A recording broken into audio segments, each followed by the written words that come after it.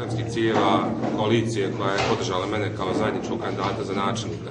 Opština Vukosavlje je izrazito nerazvijena opština, kao što ste čuli od predsjednika Đokića, i ja kao budući načelnik opštine Vukosavlje ću se pridržavati svega onoga razvojnih projekata Vlade Republike Srpske.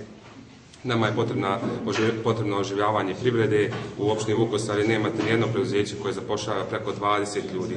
Nama je to potrebno. Nama nisu potrebna radna mjesta u administraciji ili bilo kom drugom republičkom organu. Mi želimo da se razvija privreda, da zaposlimo mlade ljude, da zaposlimo sve one ljude koji se nalaze na birou za zapošljavanje.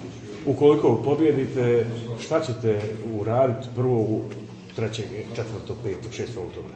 Prvo će se naspavati, iskreno da vam kažem, a onda ću zajedno sa građanima opštine Vukosavlje napraviti jedan zajednički sastanak gdje ću odmah poslušati sve probleme i stvoriti tim, ja bih nazvao taj tim za brza djelovanja, kako bismo što prije pokrenuli se sa riječi na djela.